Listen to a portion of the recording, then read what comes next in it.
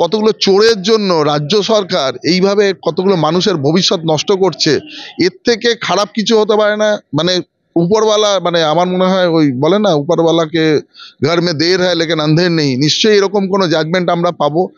দেখুন, সুপ্রিম কোর্টে যে আর্গুমেন্ট হয়েছে আমরা সবাই দেখেছি। তার বিভিন্ন সময় বিভিন্ন রকম তার উত্থান পতন, মানে উপর নিচে সেই আর্গুমেন্টগুলো আমরা দেখেছি। তো একটা মানুষের ধারণা জন্মেছে, সবকিছু হওয়ার পরে আবার গিয়ে এসএসসি বলছে আমাদের আবার কিছু বক্তব্য আছে। তো যখন সব থেকে দুঃখের ব্যাপার, যারা সঠিকভাবে চাকরি পেয়েছে সেই ডেটা শিটই হাওয়া করে দিয়েছে, ঠিক আছে? তো সেই ডেটা যখন নেই, এবং এর থেকে দুঃখজনক কিছু হতে পারে না, যারা তাদের সারা জীবনের পড়াশোনা করে কেরিয়ার কে তৈরি করেছেন, সত্যিকারের রাত জেগে পড়াশোনা করেছেন মা বাবার অত্যন্ত কষ্টের পয়সাতে, যাদের হয়তো মা বাবাও ছিল না এর মধ্যে অনেকের, তাদের প্রতি কি ইনজাস্টিস হচ্ছে, এটা কিন্তু ভয়ঙ্কর একটা দুঃখের ব্যাপার।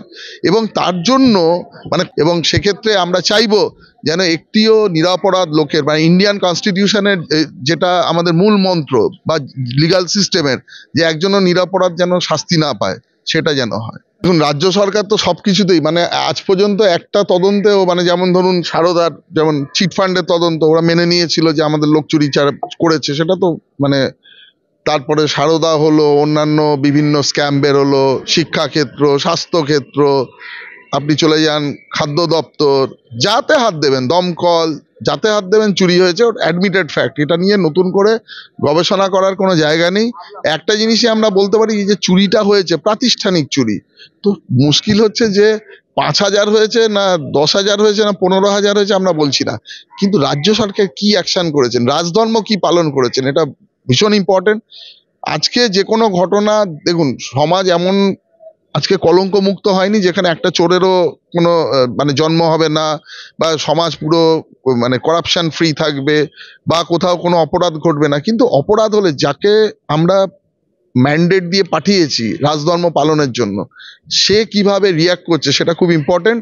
সে যদি না করে, তাহলে মানুষের কাছে আমাদের আবেদন থাকবে যে যেন এর জন্য যথাযথ ব্যবস্থা, পরবর্তী ভোটে ওই 1,200 টাকা 1,500 টাকা 1,000 টাকায় বিকিয়ে যাবেন না।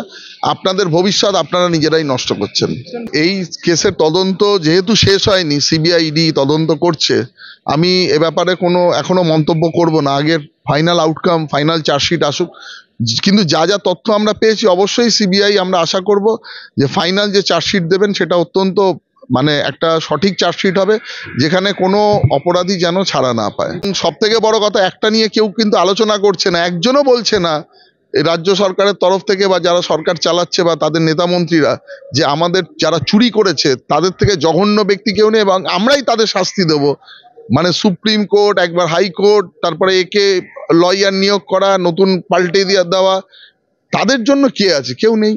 তো সেই জায়গায় দাঁড়িয়ে আমাদের এটাই বক্তব্য থাকবে, আমাদের সরকার যখন আসবে তাদের প্রতি, যারা সত্যিকারের সৎভাবে চাকরি পেয়েছিলেন, সেই ডেটা, মানে আমাদের সিবিআইও তো কিছু, বা ধরুন আমাদের যারা আইনজীবী যারা বিভিন্ন সময় তারা ডেটা পেশ করেছেন, তাদের প্রতি আমাদের সহমর্মিতা থাকবে এবং আমরা চাইবো তাদের প্রতি ইনজাস্টিস না হয়। আর ইনজাস্টিস হলেও পরবর্তীকালে যেন তাদের কর্মসংস্থানের আমরা ব্যবস্থা করতে পারি, সেটা আমাদের এজেন্ডা থাকবে। এটা তো হয়েছেই, ফর্ম ফিল আপ করেনি কেন? এমনও লোক চাকরি পেয়েছে যারা হয়তো ডিগ্রিই নেই, ঠিক আছে, খাতা জমা দিয়েছে, সাদা খাতা জমা দিয়েও চাকরি পেয়েছে। তো এর থেকে ভয়ঙ্কর আর কি হতে পারে? মানে আগে হয়তো ইন্টারভিউতে 2-4 মার্কস বাড়িয়ে দিয়ে মানে লেফট ফ্রন্টের আমলে হয়তো চাকরি অনেকে পেয়েছিল, এইরকম অভিযোগ এসেছিল। ওখানে ওই ধরনের একটা মানে তাকে বুস্ট আপ দেওয়া হয়েছিল ইন্টারভিউর ক্ষেত্রে।